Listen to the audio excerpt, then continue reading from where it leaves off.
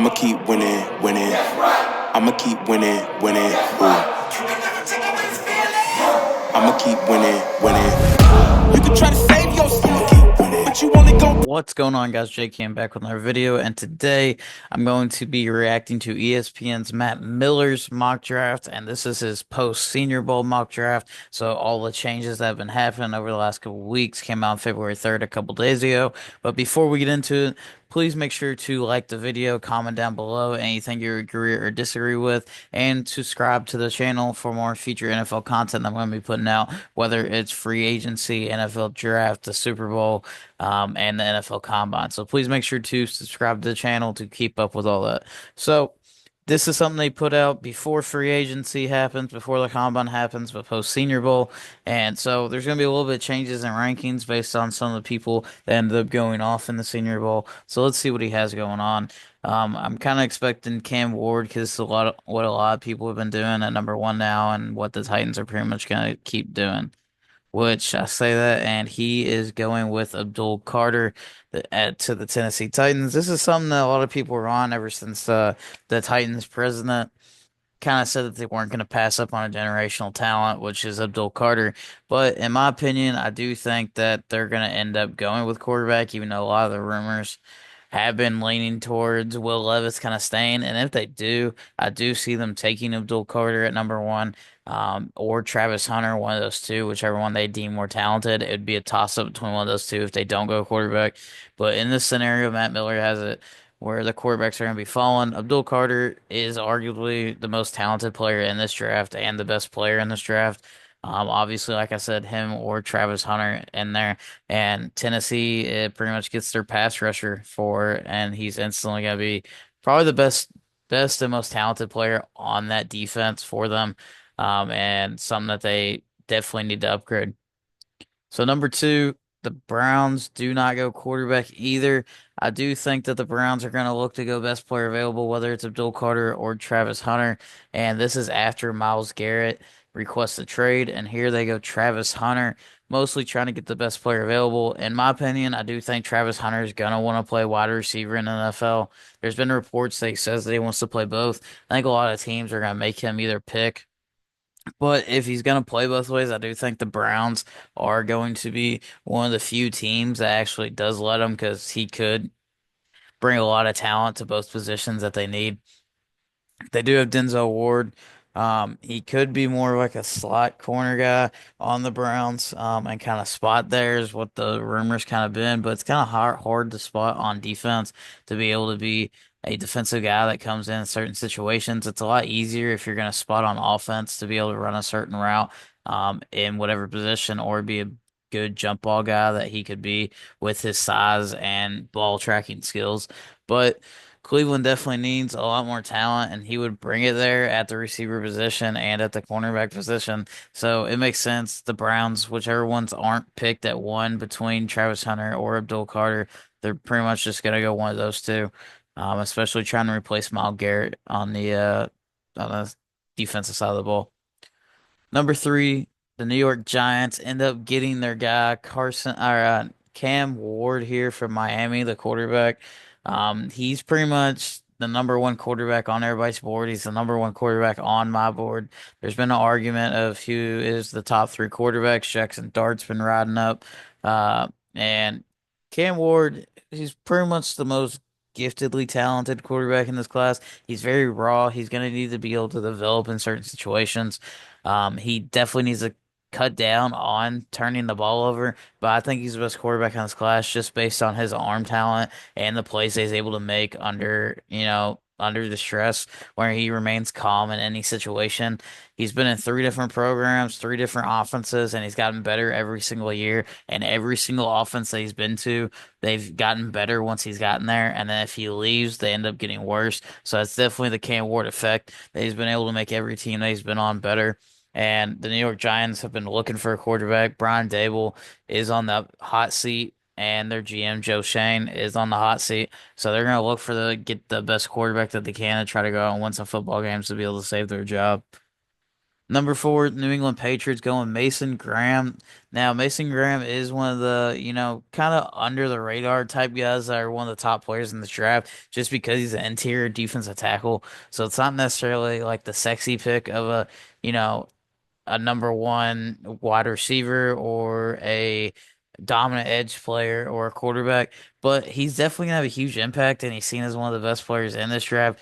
I think his ideal fit would be with the Jets, somebody that he can obviously come in and combine with Quentin Williams, but the New England Patriots could go several different ways. I think that they're just going to look to go best player on the board, especially in a draft like this. You pretty much have to. And I think Mike Vrabel is going to kind of fall in love with the Mason Graham style, whether it's Abdul Carter, it's there, Mason Graham on the board, or Travis Hunter. One of those three. You could argue that maybe they go Tedero McMillan in this instance to try to get Drake May, a true number one receiver. But the Patriots have like $170 million in cap space and free agency, so all this is going to change at this point.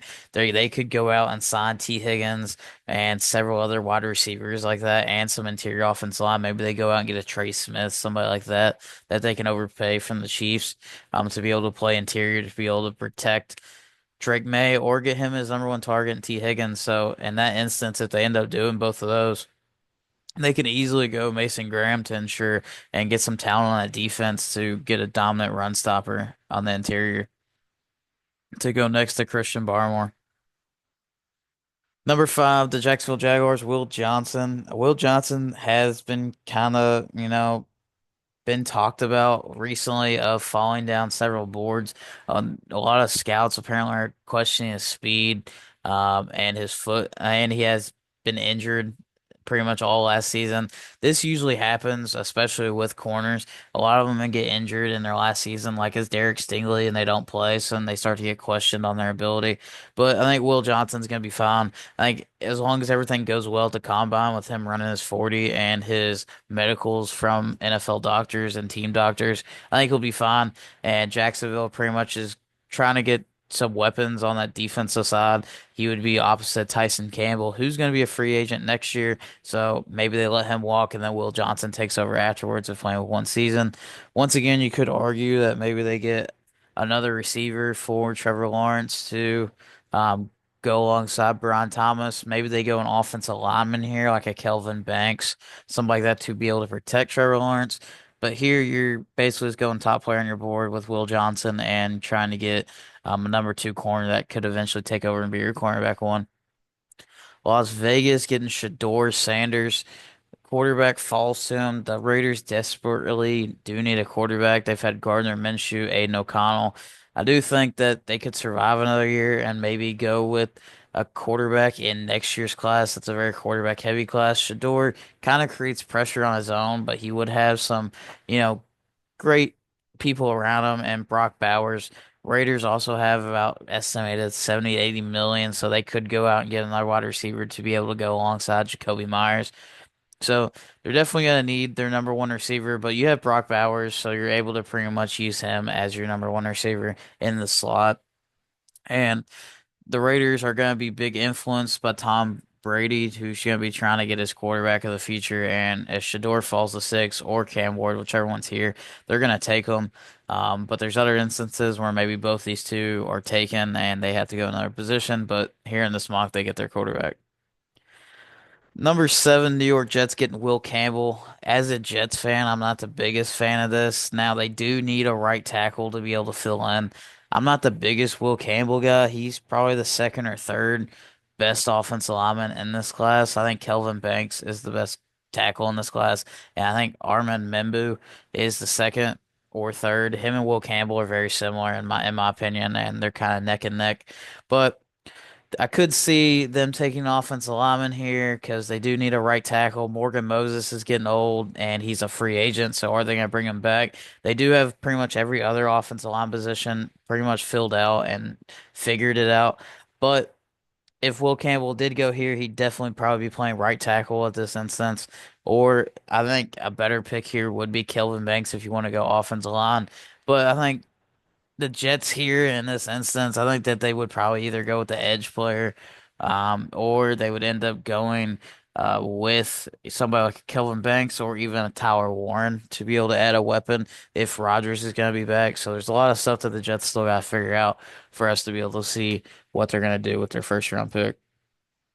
The Carolina Panthers are going to go Jalen Walker. He's kind of the hybrid from Georgia. Is he going to be an edge player? Is he going to be a linebacker? He played both at Georgia, but I do think he's mainly going to be an edge player by whatever team drafts him.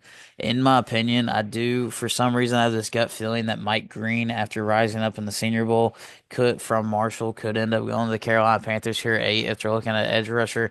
There's also Michael Williams, who's more of that raw player.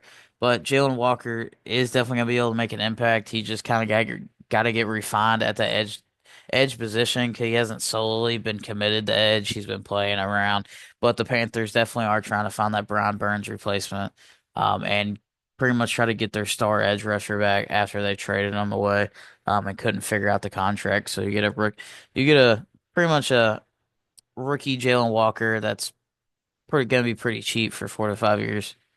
Number 9, Tedero McMillan for the Saints.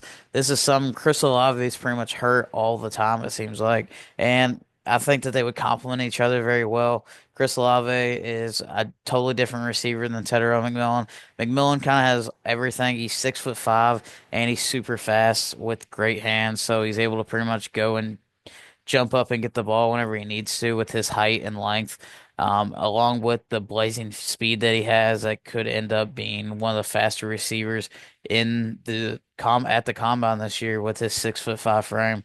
Mike Miller here kind of compares him to Drake London. He is kind of similar to that. Some people have been comparing him to Mike Evans as well. So this pretty much gives Derek Carr another option and whoever they move into in the future after Derek Carr.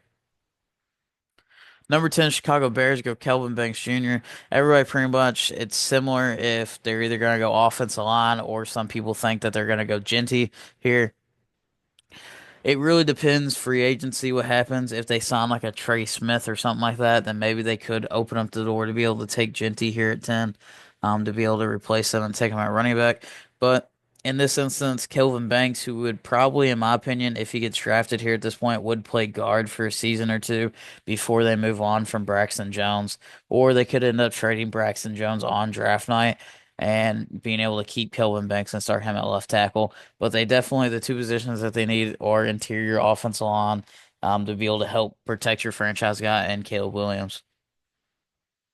Number 11, 49ers go with Josh Simmons. Josh Simmons is kind of a tricky one because he does have great tape and he has great technique, but about 6 games through the year against Oregon, he ended up having a knee injury where he ended up being out for the rest of the year. And this is something, if he was healthy all year and was able to put a full year tape on, he could be the first tackle off the board and seen as the tackle number 1 in this class. But since that, he's kind of been taking a little hit. A lot of people after the Senior Bowl week have been kind of having him in the late 20s in that area. But he could go all the way up here to 11 to San Francisco, and they definitely do need either trenches and offensive line or defensive line help. So that's something that they're pretty much going to be taking, whether it's an edge defender or it's going to be a offensive tackle to try to get Trent Williams replacement because he's definitely getting older up there and he's been out and having a lot of injuries lately to be able to step in and fill that need that they have. Dallas Cowboys taking an interesting pick. This is the highest I've seen Matthew Golden go, but I don't hate it. I do not hate it at all. I definitely do think receiver is a sneaky one. Luther Burton is one that people kind of throw out there, but he's very similar to CeeDee Lamb. Matthew Golden, somebody that could kind of take the top off of defense, kind of similar to Luther Burton. So it's interesting to see how they would kind of do it with CD play more outside or out of the slot, and let one of these rookies do it. It would just kind of depend. I do see them kind of taking interior defense line is what I've had them doing. I do like a Walter Nolan pick here. I think that that's something that they could look at, but I don't hate the idea of them taking a receiver because it kind of helps them out. Also, Ashton Genty has been a very popular pick here. That would be able to kind of open up the offense, but I think that they're going to try to re-sign Rico Dow. So I don't hate the idea of the receiver. I just feel like that they're going to take somebody like a Walter Nolan. Number 13, Miami Dolphins. I think this is going to be the new popular pick that people are going to be doing with them taking Ahmed Membu. They definitely do need to protect Tua, and I think that this is going to be becoming more common throughout the draft process that they're going to be taking him. He kind of has that Elijah Vera Tucker build from a couple of years ago, where he could play guard or tackle. In my opinion, I do think he's going to be a majority of a guard. And if there's like an injury or somebody needs to fill in a tackle, he could bump out in that instance, but I think he's going to be mostly a guard. And you're looking to pretty much run the outside zone scheme, which he does, and he's able to have a great initial first step to be able to beat people to the point of attack. And I definitely think that they need to keep Tua healthy if they want to succeed. Let's see what Mike McDaniel does, and if he's going to be on the hot seat or not. Moving on. The Colts, this is the most popular pick for them that ends up making the most sense is Tyler Warren, tight end out of Penn State. He's definitely the number one tight end after the college football playoffs. He's a guy that pretty much did everything for Penn State. He'd line up at Wildcat. He'd run up on the inside. He'd run up line on hand in the ground on the end of the line of scrimmage and block. He's more of that George Kittle type vibe, and he can pretty much provide a great, safety valve for Anthony Richardson. And this has been the pick that I've pretty much done in every single mock draft just because it makes so much sense.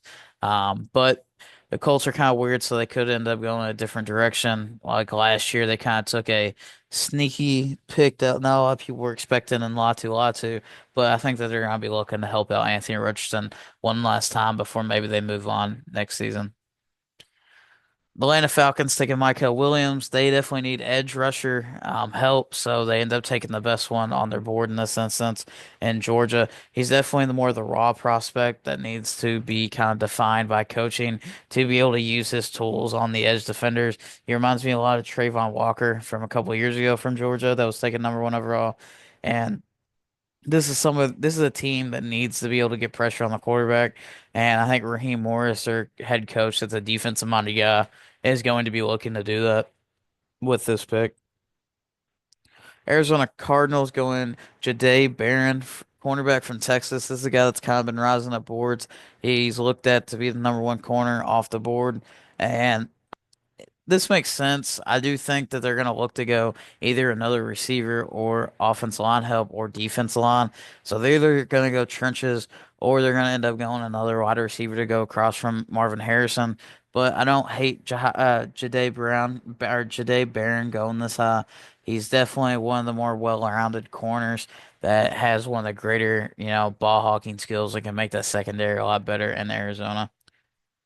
The Cincinnati Bengals are getting their edge rusher and Shamir Stewart. He was someone that definitely rose up the ranks in the Senior Bowl. A lot of people had questions, about him being able to. He did a great job stopping the run in a lot of his tape, but they weren't sure about him and his pass rush.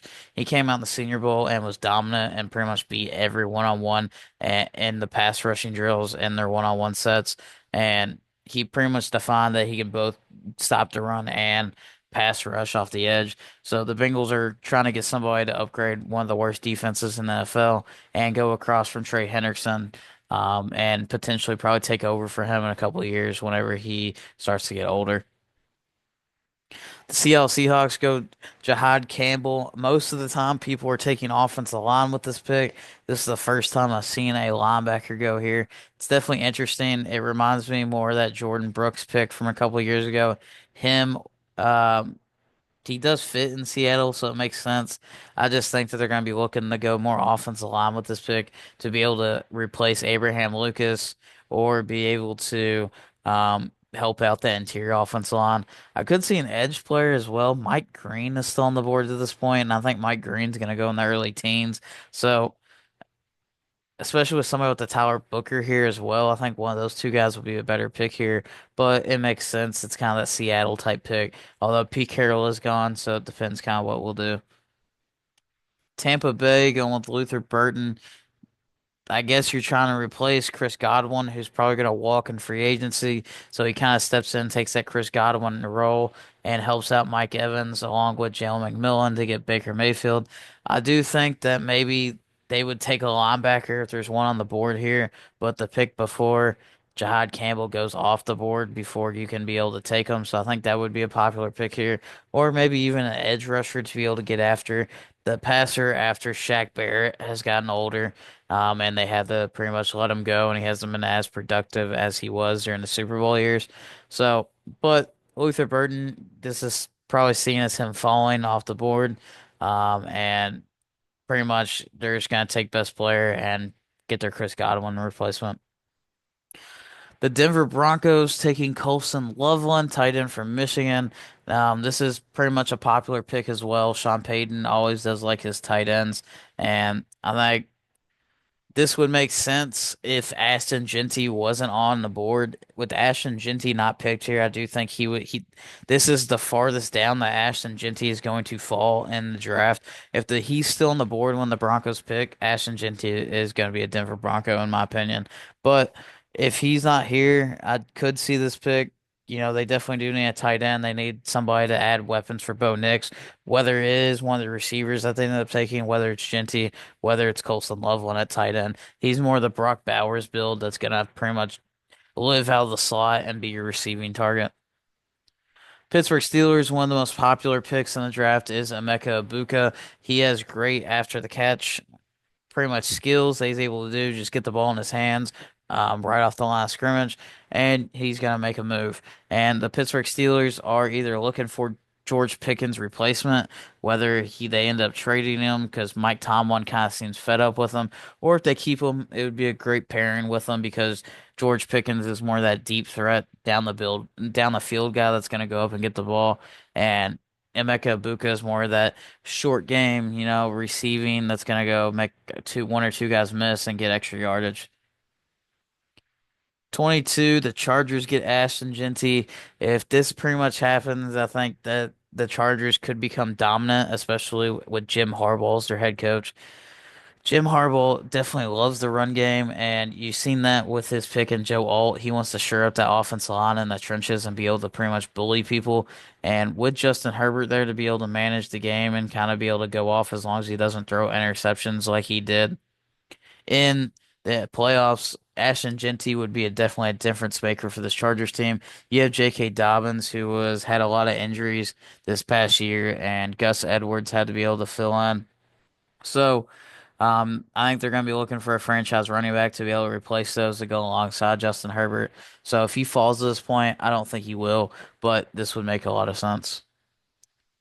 Green Bay Packers go Josh Connerly, offense tackle out of Oregon. This is kind of the area where Connerly ends up going most of the time in these mock drafts. Green Bay taking him would kind of be a shock. I think that their biggest need would obviously be corner, who they could have took last year in Cooper DeJean, but ended up passing. So this wouldn't be shocking. I could see them going one of three ways: corner, edge, or offensive line, one of those three. And I don't necessarily hate this. I could see this being kind of like a shocking pick that not a lot of people expect the Packers to make. And I think he would go in very well with that offensive line at the Green Bay. Minnesota Vikings take Walter Nolan, defense tackle at Ole Miss. The Vikings definitely do need to stop the run better. They have great pass rush, but they need three things: trenches, offense line, defense line, and corner. And I do think Walter Nolan is going to go much higher in this draft after the Senior Bowl. I think he's going to go in the teens, somewhere to like the Cowboys or the Cardinals or somewhere like that in the middle of the first round. So I don't think he'd necessarily be available here, but he ends up falling, and the Vikings pretty much get the best player on the board at this point. Houston Texans take Tyler Booker out of Alabama. This does make sense as well. They're pretty much moving on from Kenyon Green. Kenyon Green is a bust, former first round pick for the Texans that was a guard.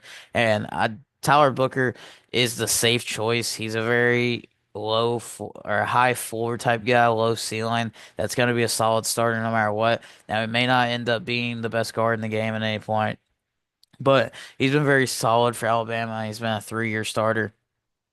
So this is kind of your Kenyon Green replacement to help out CJ Stroud after he got hit so many times in that Kansas City game in the playoffs.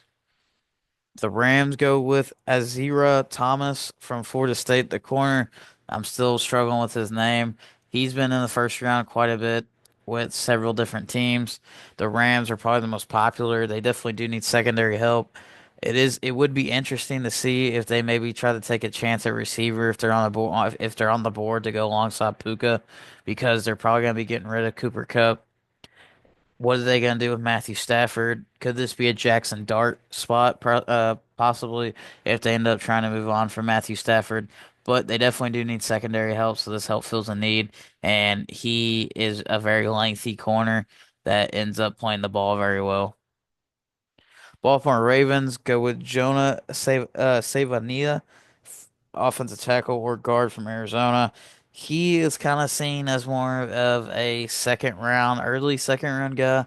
I think he's going to be more of a guard because you can see in his frame, he's 6'4", 340, and he has 34.5 inch arms, kind of the shorter arm set. So he has experience at everywhere in the offensive line, at tackle, guard, any of the tackles to be able to fill in. And the Ravens definitely do need offensive line. I think they need help mostly on the interior or at that right tackle spot.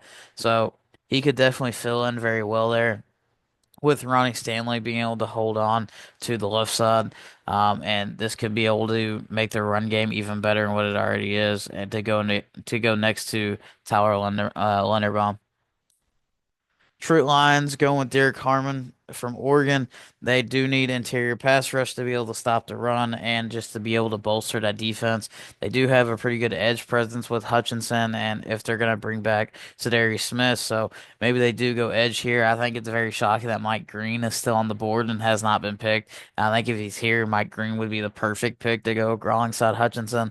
But I think corner could also be in play here as well, or interior offensive line since Kevin Zeitler is going into free agency. But Harmon's one of the most pure pass rushers from the interior standpoint at defensive tackle. So he's going to pretty much get a lot of movement up front and cause a lot of pressures on the opposing team quarterback, especially in that division. That's one of the best divisions in football, and you're going to need to get pressure on the quarterback in that division. Number 29, I also do not agree with this James Pierce edge. I'm very shocked that he has a lot of these edges over Mike Green. I love Mike Green. Mike Green is 17 and a half sacks, led college football with it, led it in tackles for loss. But James Pierce out of Tennessee, it was also seen before the season as one of the top picks in this draft, potentially the number one overall pick. And this is somebody that's pretty much just falling down boards as the process kind of goes on. He's in this late first round area. And Washington had one of the worst run defenses in the NFL. So you're trying to, share that up. Their interior's kind of set, so you definitely need more of the edge presence to be able to kind of stop the run like they need to. The Buffalo Bills going eh, Nick Emery from South Carolina, and with them, Micah Hyde just retired. They need more safeties. All they got is Damar Hamlin pretty much starting, and I think that this would be a smart pick. They need secondary help. They need help at corner. Their corners pretty much cost them the game pretty much last time because they couldn't stop. Kamir Elam couldn't stop a soul pretty much. So this would make sense pretty much trying to get that Micah Hyde replacement who just retired. Philadelphia Eagles getting Mike Green, edge out of Marshall. This would be the steal of the draft if Mike Green fell all the way to the Philadelphia Eagles. They need more edge. Bryce Huff was a huge disappointment and free with their free agency signing. Josh Sweat is going to be a free agent, so they need to replace those two guys in their edge market. And if Mike Green falls into your lap at 31, this just makes the Eagles defense even dominant, who's playing amazingly at this point of the season going into the Super Bowl. They have Jalen Carter in the middle, Jordan Davis, and they're pretty much their linebacking and secondary. Their secondary is probably one of the best young secondaries in the NFL. So if you can get more edge pressures with your disappointing signing and Bryce Huff that you had and replace him with Mike Green, that would be an amazing pickup for the Philadelphia Eagles. And Kansas City is going with Kenneth Grant. They need somebody to go along with Chris Jones. Chris Jones is going to be getting older there, so somebody that can play with them and help them out to kind of pull away some double teams from them, or at least get pressure when Chris Jones is getting double teamed and potentially be able to take over for them. They do have quite a bit of, probably losses that they're going to have. Travis Kelce might retire. Trey Smith's going into free agency. And George Karlaftis has been, pretty much holding it down on the edge spot. So Kenneth Grant would be a great piece to kind of plug into there. So looking at some guys that kind of fell the first round, Malachi Starks doesn't go in the first round. He's been kind of falling down a lot of boards. He's been questionable with this past year. Is because 2 years ago he looked like the best safety in college football. The last year he didn't have the production that he quite should have had. So he's been kind of falling down boards, and he goes in the second round here as well. Jack Sawyer doesn't make it. A lot of these running backs do not make it. Jackson Dart ends up falling into the second round. Some people after the Senior Bowl seen Jackson Dart as somebody that could potentially end up going in the first round. And I'm going to tell you this right now. I would not be shocked if any of these second round picks here that don't get a quarterback end up trading up into the first round to try to get the fifth year option. So you can see here the Tennessee Titans are the third spot. Say they end up going Abdul Carter in the first round, kind of like in this draft does. I could easily see them trading up from this 35 spot to going up with the Chiefs, the Eagles, the Bills, somebody like that, to be able to trade up with them to take Jackson Dart in the first round. I will not be shocked that that happens. That happens quite a bit. You still have Quinn Ewers going to the Jets in the second round. That's pretty early. And Gray Zabel is somebody that a lot of people have going in the first round. I think he could go somewhere like Minnesota to the Minnesota Vikings, and he's going to play either center or guard probably. And he's somebody that was probably the biggest riser from the Senior Bowl. You got Aurora from Miami, who's been mocked out of the first round. Maxwell Harrison. This draft, you got Ravel from ECU, Benjamin Morris. A lot of these guys didn't go in the first round in this mock. This draft is definitely going to be weird because it doesn't have a lot of huge star power guys, but it has some great consistency in these first 3 rounds that you're going to be able to get. So, like a mid second round guy that's going to be a very consistent starter. A lot of these guys may not be stars in the NFL and may not be the best player, but a lot of these guys in these first 3 rounds, you could go in the late second round and potentially get a consistent starter, and that's going to be very good for a lot of couple years. All right, so that's kind of what this draft is. This has been Matt Miller's mock draft. He had the second round that you could go and look at. Please make sure to like the video, comment down below with anything you disagreed with or agreed with. Thanks for watching, and I'll see you in the next one. Yeah, feel like John Morant, need a triple-double, told him check the stats, yeah, I got a couple, I don't drop the ball, now I never fumble, I'm the MVP, now I feel like Russell, feel like John Morant, need a triple-double, told him check the stats, yeah,